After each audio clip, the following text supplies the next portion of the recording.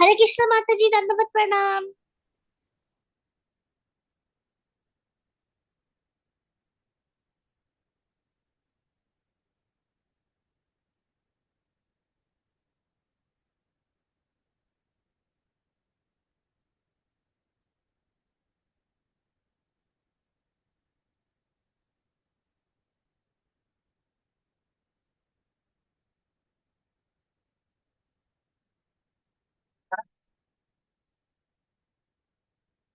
हरे कृष्ण माता जी, दंडवत प्रणाम।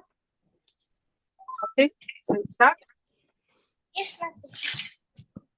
हे कृष्णा करुणा सिंधु हे कृष्णा करुणा सिंधु, दीनबंधु जगत्पते दीनबंधु जगत्पते, गोपेश गोपिका कांता गोपेश गोपिका कांता, राधा कांत नमोस्तुते राधा कांत नमोस्तुते।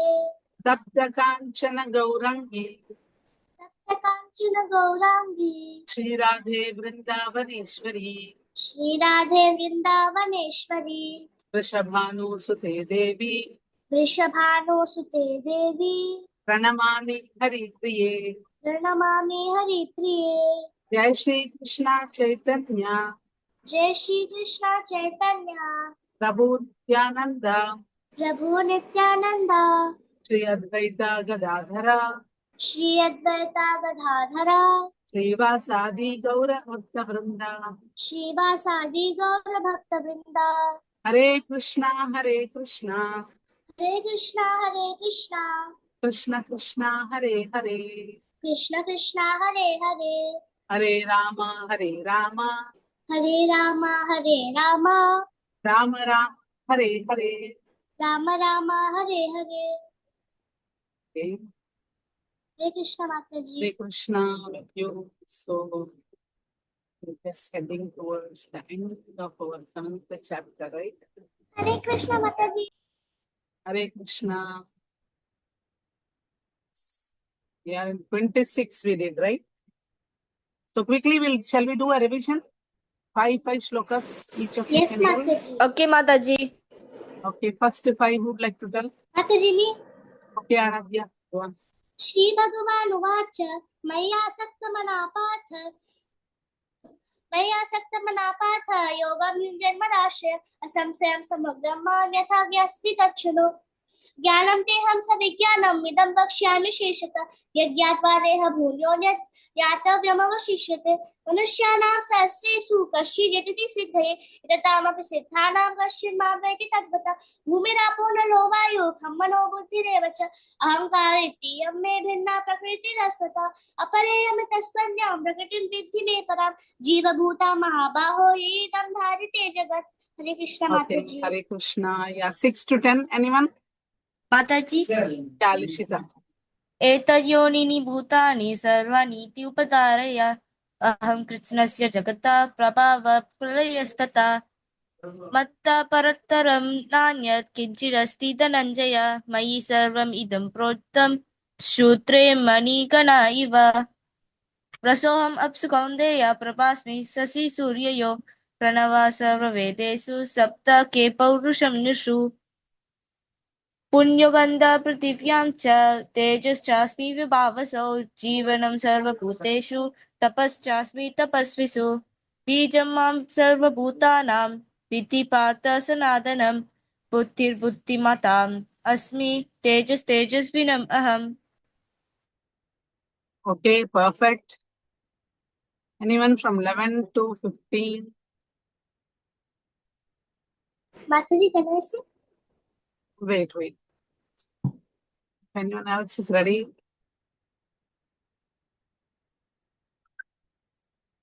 माता जी फ्रॉम 11 टू 11 to 15. माता जी कहना है Yeah, okay, go on.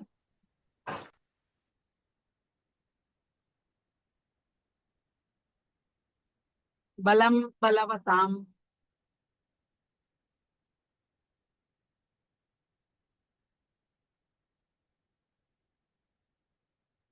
You are muted, Devoti. We couldn't hear you.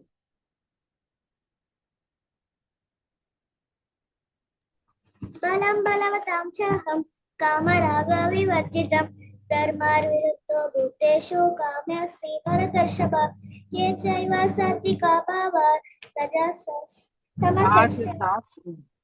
राजशास्त्रे मत्त एवेति तद्विद्धि न त्वहं तेषु ते मयि त्रिभिर्गुणमयैर्भवैः सर्वमिदं जगत् मोहितं नाभिजानाति मामेव्य परमव्ययम् दैवी ह्येषा गुणमयी मम माया दुरत्यया मामेव ये प्रपद्यन्ते मायामेतं तरन्ति ते न मां दुष्कृतिनो मूढा प्रपद्यन्ते नराधमा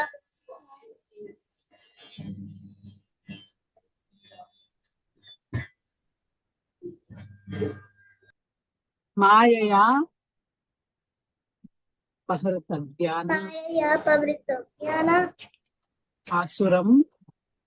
आसुरं भावमाश्रिता Okay, perfect. Anyone from 16 to 20? Anyone else? 16 to 20 20, yes. like from 7.16 to 7.20 Yes, 7.16 to 7.20. Mataji, can I say? Yeah. चतुर्विधा भजन्ते मां जन शुक्रिन्तो अर्जुन आरतो ज्ञासुर अर्थार्थी ज्ञानी च Arto Jignasu. अर्थ जिज्ञासुर अर्थरत Arthati. ज्ञानी च भार्षभ तेषां ज्ञानी नित्ययुक्त एका भक्तिर्विशिष्यते प्रियो हि ज्ञानो त्यार्थम् अहं स च मम प्रिया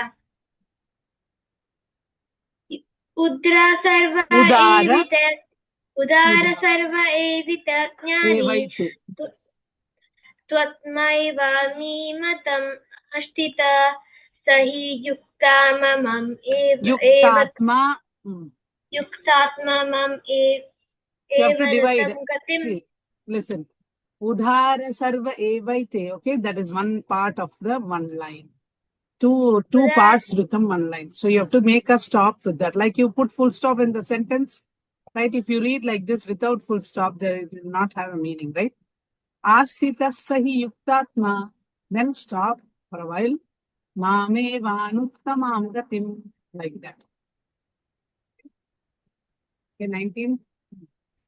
बहुनां जन्मनाम् अन्ते ज्ञानवन्मां प्रपद्यते वासुदेव सर्वम् इति सा महात्मा सुदुर्लभ कामैस्तैस्तैर्हृतज्ञान प्रपद्यन्ते अन्यदेवता तं नियमम् आश्रये प्रकृत्या नियता स्वया. Okay, perfect. Anyone from 21 to 25? Mataji, me. Okay, go on. From here. Yo yam tanu bhakta Shraddhaya chitum. Shraddhaya chitum ichchati tasya tachala shraddham tasyachalam shraddham tameva Vidadhamyaham.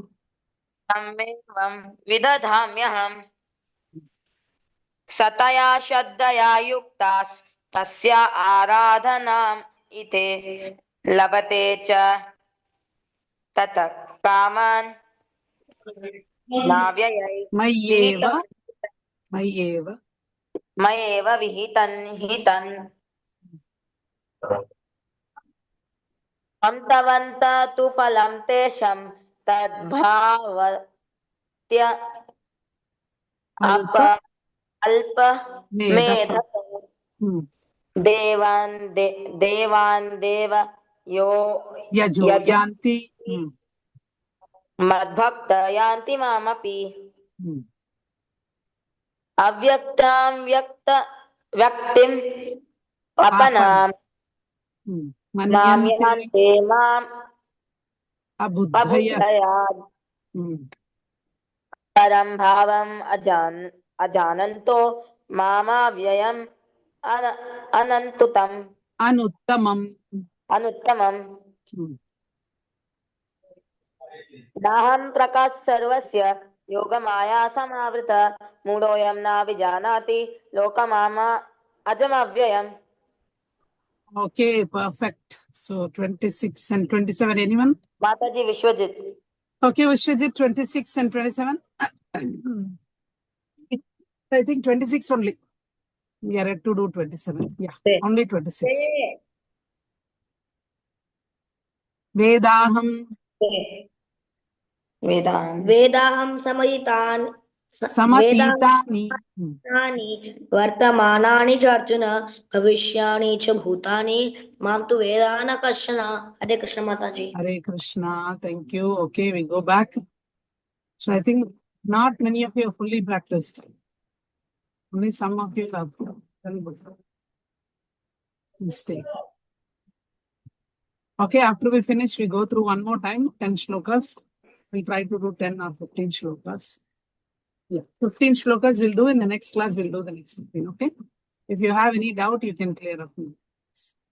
Go to 27th shloka. Krishna is telling in 26 shloka that he doesn't. Naham, because in 26, Naham Prakasha, he is not manifest to those who are not intelligent. If we behave foolish or unintelligent, then Krishna is not going to manifest to us. And he knows everything. He is telling that he knows the past, present, and the future. But no one knows Krishna. No one knows. Why we are not able to know Krishna? One is that we are unintelligent and less foolish. Another thing is, I'm going to tell you it's true. Because we are born in delusion or in illusion. When we are born, we forget everything. We don't know where we are, right? Any child knows where they are coming from, whether they are coming from the spiritual world or the last birth, anything. We don't remember anything, right? We are always in the dualities. One duality Krishna is giving is desire and hate. Any other duality? Anybody can remember of? Dualities, two opposites. Desire and hate. Here Krishna is given. Any other duality? Anybody can think of? Happiness and sadness. Huh? Happiness and sadness. Very good. Happiness and sadness. Summer and winter. Summer and winter. Heat and cold. Heat and cold. Anybody else other than Aradhya? night and dark Night and light. Yes. Hare Krishna. Summer and Happy winter. and sad. Happy and sad. Summer and winter. Yeah, perfect. Praise and criticism, right? Somebody is praising us. Sometimes somebody criticizes. Or many times people criticize, only sometimes somebody praise. Right? Praise and criticism. Gain and loss. We gain sometimes, we lose sometimes, right? These are all dualities. And success and failure. Some things we like to have, but after some years, we hate the same thing, right? Anytime experience like that, you like something to eat very badly, but after sometimes you feel that I don't like it. That is desire and hate. So, because we are in the dualities, as soon as we are born, we are put in the material nature and we are affected by the dualities. We started experiencing the duality. We cry, right? When we are born, we cry for everything. If we like something, we smile. If we don't like something, then we cry. There starts our duality. Okay? So that is what Krishna is going to speak about. Ichcha, Ichha. Dvesha, Dvesha. Ichcha, Dvesha. Ichha. Dvesha. Ichcha is desire, Dvesha is we hate something, okay? Samudhena, Samudhena.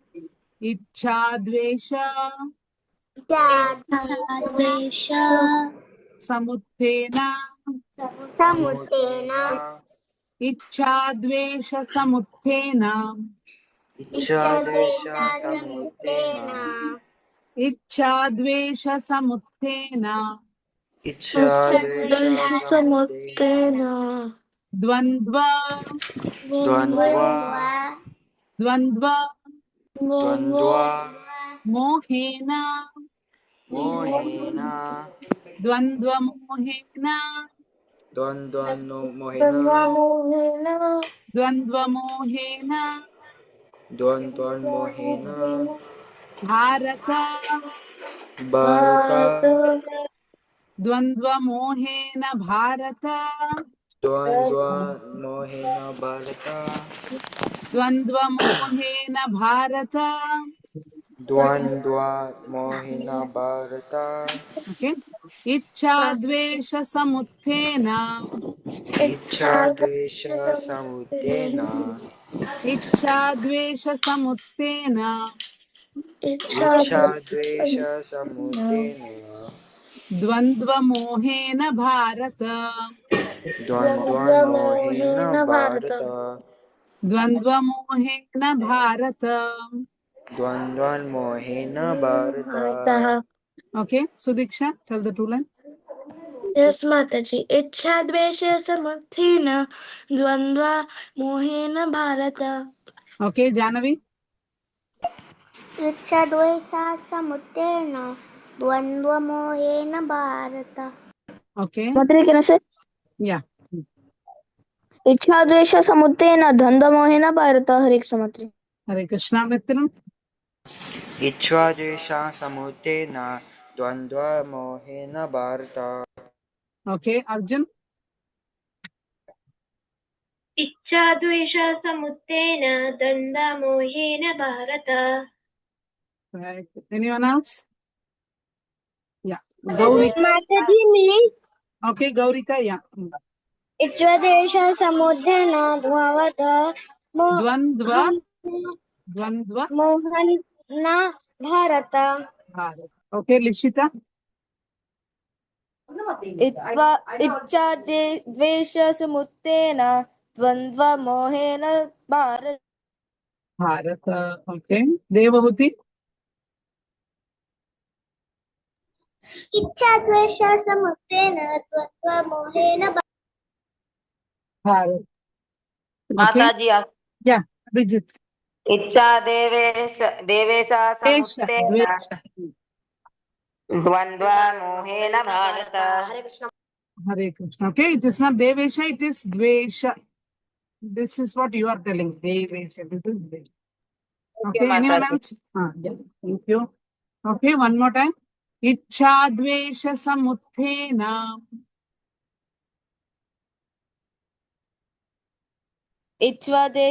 इच्छाद्वेषसमुत्थेन Dvandva Mohena Bharata. द्वन्द्वमोहेन Bharata. Sarva सर्व Bhutani. भूतानि Sarva Bhutani. सर्वभूतानि Sammoham. सम्मोहं Sarva Bhutani Sammoham. सर्वभूतानि सम्मोहन् Sarva Bhutani Sammoham. सर्वभूतानि सम्मोहम् Very good. Sarge सर्गे Yanti. यान्ति Sarge Yanti. सर्गे यान्ति Sarge Yanti. सर्गे यान्ति Parantapa. परन्तप Okay, this is also Arjuna's name. Parantapa. परन्तप Sarge Yanti Parantapa. परन्तप Sarge Yanti Parantapa. सर्गे परन्तप. Okay, Sargi means while we take bath. Sorry, take birth. Parantapa means who kills or who defeats or who fights and wins over all his enemies. So Arjuna is also one of him. Nobody could make him lose, right? He's always the winner whenever he fights, even if it is with Bhishma or even if it is with great Maharathis. Arjuna is always, he defeats his enemies. So two names of Arjuna here, Bharata, one who is born in the dynasty of Bharata dynasty, and he is a conqueror of all his enemies, or he defeats all his enemies. Sarge yanti parantapa. सर्गे यान्ति परन्तप Ichadvesha samuthena. इच्छाद्वेषसमुत्थेन Dvandva mohena bharata. द्वन्द्वमोहेन Bharata Sarva bhutani sammoham. सर्वभूतानि सम्मोहम् Sarge yanti parantapa. सर्गे यान्ति परन्तप. Okay, one more time. Yeah, some noise is coming. Ichadvesha samuthena. Dvandva mohena bharata. द्वन्द्वमोहेन Bharata Sarva bhutani sammoham. सर्वभूतानि Okay, Nishita. Sarva bhutani sammoham. सर्वभूतानि सम्मोहम् Sarge yanti parantapa. सर्गे यान्ति परन्तप Sarge yanti parantapa. सर्गे यान्ति परन्तप. Okay, one more time. Ichadvesha samuthena. Dvandva mohena bharata. द्वन्द्वमोहेन Bharata Sarva bhutani sammoham. सर्वभूतानि सम्मोहम् Sarge yanti parantapa. सर्गे यान्ति परन्तप. Okay, Jahnavi. इच्छाद्वेषसमुत्थेन द्वन्द्वमोहेन भारत सर्वभूतानि सम्मोहं सर्गे यान्ति परन्तप. Very good, Mitram. इच्छाद्वेषसमुत्थेन द्वन्द्वमोहेन भारत सर्वभूतानि सम्मोहं सर्गे यान्ति परन्तप. Very good, Mother, can I Arjun. say? Arjun. One more. द्वेषे समुत्थेन Dandva. द्वन्द्वमोहेन Bharata सर्वभूतानि सम्मोहं सर्गे यान्ति परन्तप. Okay, Shiraj. Yes, Mataji. इच्छादेश समुतेन द्वन्द्वमोहेन Bharata सर्वभूतानि सम्मोहं सर्गे यान्ति परन्तप. हरे कृष्ण माताजी. Okay, thank Mataji, can you. I say? Wait a minute. Gaurika.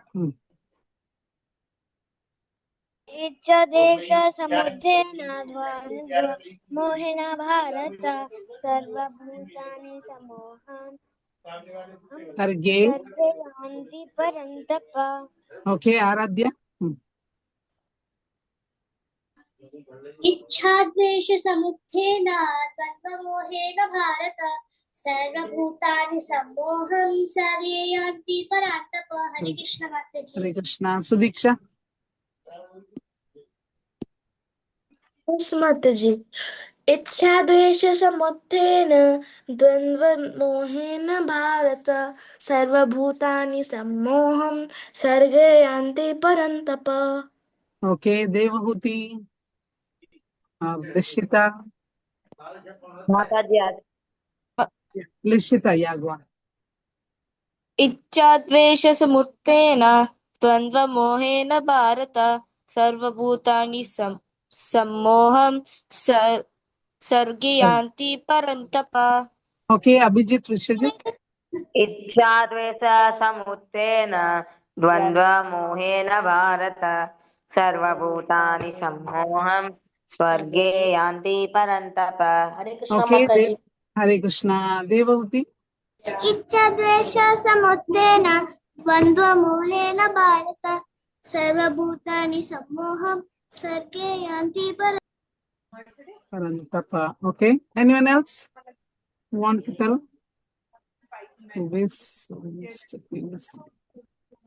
Okay. We'll tell one more time. All of us. Ichchadvesha samuddhena. इच्छाद्वेषसमुत्थेन Yeah, everybody. Dvandva mohena bharata. द्वन्द्वमोहेन Bharata Sarvabhutani sammoham. सर्वभूतानि सम्मोहं Sarge yanti parantapa. सर्गे यान्ति परन्तप Okay, Janavi, please read the translation. O It's the Sion of Bharata. O Sion of Bharata, a conqueror of the foe, all living entities are born into delusion, bewildered by dualities arising from desire and hate. Okay, so we are born in delusion. Yeah, Aradhya. Translation. O Sion of Bharata, O conqueror of the foe, all living entities are born into delusion, bewildered by dualities arising from desire and hate. Hare Krishna. Hare Krishna. Okay, so the dualities. Okay, Gaurika. O Scion of Bharata, O conqueror of the foe, all living entities are born into delusion, bewildered by dualities arising from desire and hate. Hare Krishna Mataji. Hare Krishna. Okay. So what is Icha? We want some. Okay, Abhijit. Yeah. O Sion of Bharata, a conqueror of the foe, all entities are born into delusion, bewildered by dualities arising from desire and hate. Okay. So here two things, desire and hate. I like Mataji, something. can I say? Okay, 1 minute. I like something and I don't like something. Anybody has the problem? Everybody, right? You like Yes, something Mataji. and you don't like something. That is Icha and Dvesha, and we are in illusion. Yes, Sudiksha.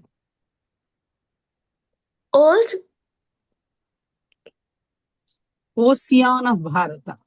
O Sion of Bharata, O conqueror of foe, all living entities are born into delusion, bewildered by dualities arising from desire and hate. Right. Okay, sometimes we feel that I like this for some time. After sometimes what happens? What we like, we take too much of that. And suddenly we start hatred, right? We will start hating that, no, I don't want. So this is how it is. Sometimes when the sun is up, we tell that I like the winter and I don't like the sun. I hate the sun, but I like the winter.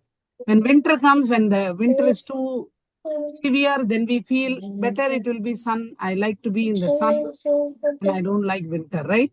The same thing always changes. It goes on and on. It is not that like we like something forever and we hate something forever, right? It always changes. So Krishna is telling here, bewildered. We are bewildered from and by the dualities of desire and hate. So Krishna is telling, I'm sorry, dear. So then that means it is very difficult to understand him, right? To understand Krishna, we have to be above this hate and desire. We should not desire. Because of the desire and hate, we become bewildered or we become lost and forget who we are. So that is then we cannot connect with Krishna. So how we can overcome this delusion? For that, we have to purify our heart by devotional service. So that is what bhajante. By service, we can purify and overcome this type of illusion. Nirmukta. Okay, Dvandva Moha Nirmukta. Moha means illusion. Nirmukta means we will be freed from this illusion. How? We have to do worship with great determination. Okay, so that is what this shloka is. Esham, Esham, Twanta, Dwanta, Twanta, Dwanta, Gatam, Dwanta, Twanta Gatam, Esham, Twanta Gatam. Papa. We have to anta means end. Okay. What we have to end? Papam. What is papam? Sin. Yeah, sinful activity. First, we have to stop doing any sinful activities. Esham tvantagatam papam. Sham Twantagatam Papam. Esham tvantagatam papam. Sham Twantagatam Papam. Okay, we stop the sin. Then what we have to do? Punya. Punya means we stop the papa. Huh? Yes, punya karmanam means good activities. Okay. Jananam Jananam punya Punya karmanam. Karmanam. We have to do pious activities or good activities. Jananam punya karmanam. Any pious activities? Anybody remember? Helping people. Helping people, perfect. Performing service for Lord Krishna. Service for Lord Krishna. Doing your work and giving the results to Krishna. Very good. Doing the karma yoga, doing the work and giving the results to Krishna. Anyone else? Yes. Punya karmanam. Even speaking. Surrendering to Krishna. Surrendering to Krishna. Speaking the truth. Respecting parents. Mataji. Yeah. Teaching other people about Krishna's. Very good. Teaching. That's the highest thing. Very good. Serving great devotees of Lord Krishna. Serving devotees of Lord Krishna. Mataji, Shravanam. Shravanam. Preaching. Mataji Kirtan. Kirtan. First we chant. Yeah, we chant and then we preach to others. Mataji, Chanting. Nam Sankirtan. Nam Sankirtan. Offering Krishna Bhoga. Right? All these things. Holding festivals. Holding festivals. Assisting in festivals. Mataji, all things connected to Lord Krishna. Yeah, anything we do to please Krishna becomes pious, not only pious, it becomes devotional service, right? But it will give us some credit, good credits or devotional credits. So first we have to stop all the sin activity, then we have to do the punya karmana. Okay? Jananam punya karmanam. Jananam Punya Karmanam. Jananam punya karmanam. Jananam Punya Karmanam. Esham tvantagatam papam. Sham Twantagatam papam. Esham tvantagatam papam. Yesham Twantagatam papam. Jananam punya karmanam. Jananam punya karmanam. Jananam punya karmanam. Esham tvantagatam papam. Yesham Twantagatam papam. Jananam punya karmanam. Jananam punya karmanam. Okay, Janavi, tell the two line. Esham Twantagatam Papam Jananam Punya Karmanam. Very good, Arjun. Arjun. Yesham Tvam Antagatam Tvantagatam. Tvanta. Antagatam papam jananam punya karmanam. Okay, Aradhya. Yesham Twantagatam papam jananam punya karmanam. Te dvanda mohale mukta bhayakti mamrita vrata. Hare Krishna Mataji. Hare Krishna. Mitram.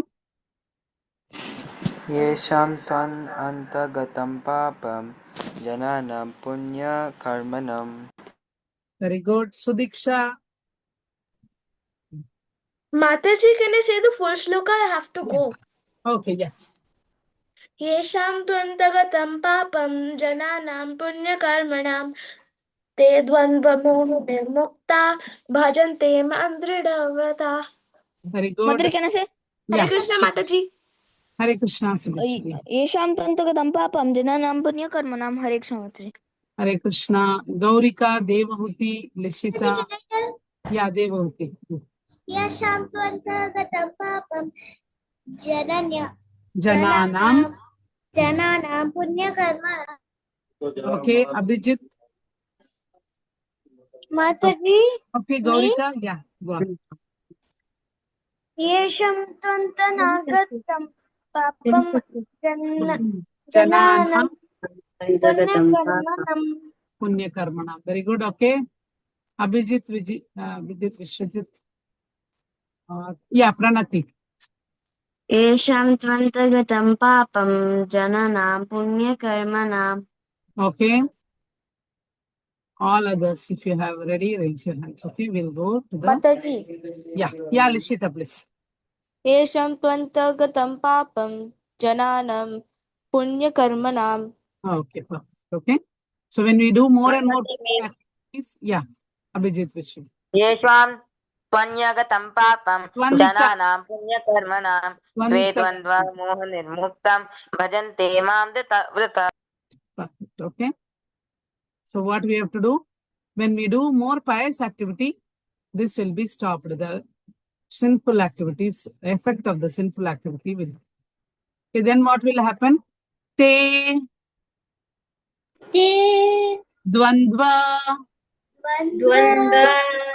Moha मोह Te Dvandva Moha ते द्वन्द्वमोह Nirmukta निर्मुक्ता Moha Nirmukta मोह निर्मुक्ता Te Dvandva ते द्वन्द्वा Moha Nirmukta मोह निर्मुक्ता Te Dvandva Moha Nirmukta ते द्वन्द्वमोह निर्मुक्ता Te Dvandva Moha Nirmukta ते द्वन्द्वमोह निर्मुक्ता Yesham Twantagatam Papam येषां द्वन्द्वगतं पापं Jananam Punya Karmanam जनानां पुण्यकर्मणां Te Dvandva Moha Nirmukta ते द्वन्द्वमोह Dvandva Moha Nirmukta ते द्वन्द्वमोह निर्मुक्ता Bhajante Mam Dridavrata भजन्ते मां Bhajante Mam Dridavrata.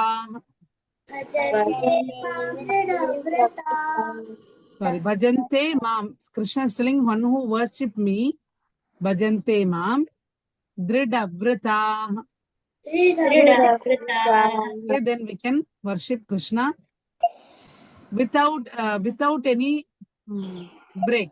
We'll continue to work with great determination. Okay? Bhajante Mam Dridavrata. When we can worship Krishna without any break? When we are free from the dualities. When we will be free from dualities? When we perform a Punya Karmanam. When this Punya Karmanam will be effective, more and more we do Punya Karmanam, when our sinful activity get reduced. Okay, it's all connected, all the four. Okay, Bhajante Mam Dridavrata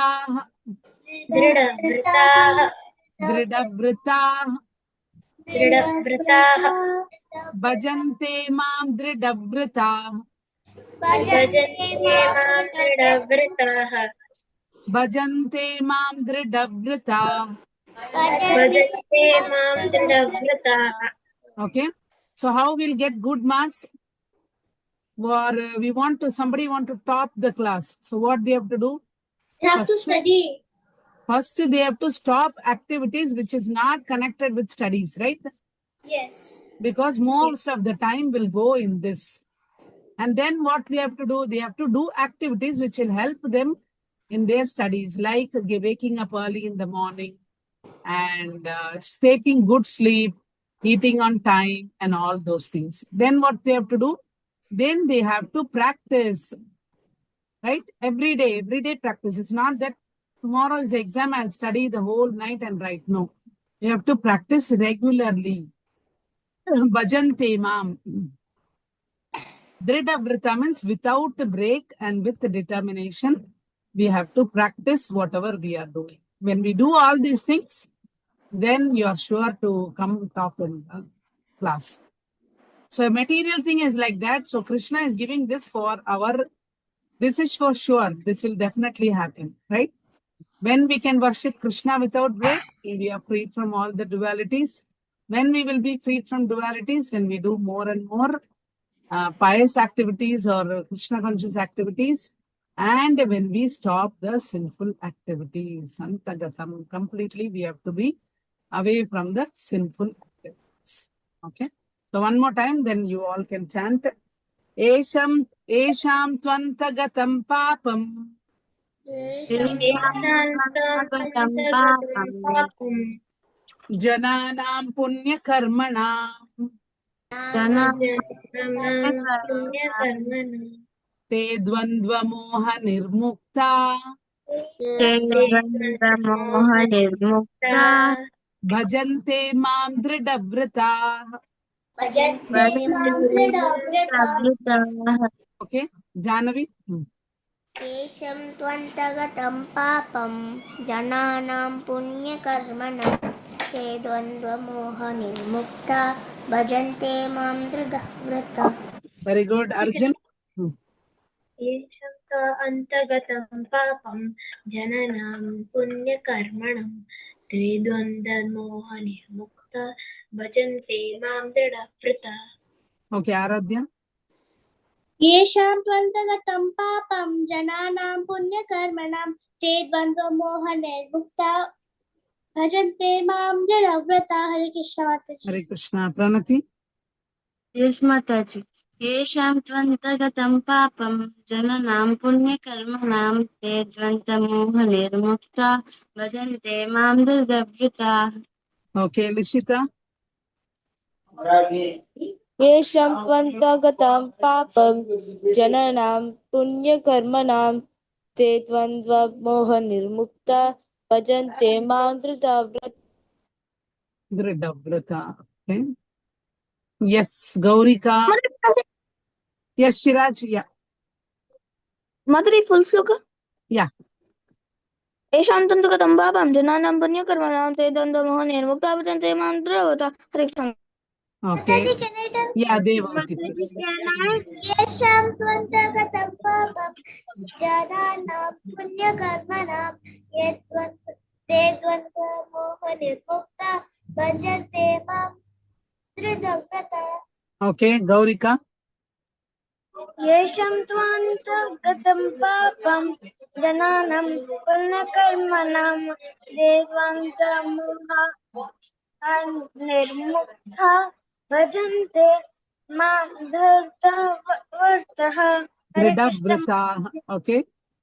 Mitram. येषां त्वाम् अन्तर्गतं पापं जनानां पुण्यकर्मणं ते द्वन्द्वमोहनिर्मुक्ता भजन्ते मां दृढव्रता. Okay, perfect. Okay. So quickly, one of you who would like to read the translation? Mataji. Okay, Lishita. We'll start with Lishita. Yeah, please. Persons who have acted piously in previous lives and in this life, and whose sinful actions are completely eradicated, are freed from dualities of delusion, and they engage themselves in my service with determination. Perfect. Okay. Yeah. Yeah, Arjun. Persons who have acted piously in their previous lives and in this life and whose sinful actions are completely eradicated and free from dualities of delusion, they engage themselves in my service with determination. Okay. Yeah, Janavi. Persons who have acted piously in previous lives and in this life and whose sinful actions are completely eradicated are freed from the dualities of delusion and they engage themselves in my service with determination. Okay. Mataji, can I say? Yeah. Translation. Persons who have acted piously Persons who have acted piously in previous lives and in this life, and whose sinful actions are completely eradicated, are free from dualities of delusion, and they engage themselves in my service with determination. Hare Krishna Mataji. Hare Krishna. Okay, this is the. Mataji, can I say? Okay, yeah, Gaurika. Persons who have acted falsely and previous lives in and in this life and whose Sinful. sinful actions are completely eradicated are freed from the dualities of delusion and they engage themselves in my service, the determination. Hare Krishna Yeah. Mataji. Hare Krishna. Yeah, with determination. Engage themselves in my service with determination. Okay, that is a final thing. So now we have the next shloka. Krishna is going to tell what is the result if we are engaging ourselves in Krishna's Krishna's service. The next two shlokas are the final summary of this chapter. Okay, so we'll do on Tuesday, and then next Thursday, that is 30th, we'll have Kahoot quiz, and if it's possible, we'll do some recitation, and then go for Kahoot quiz. Okay, fine. All of you okay with that?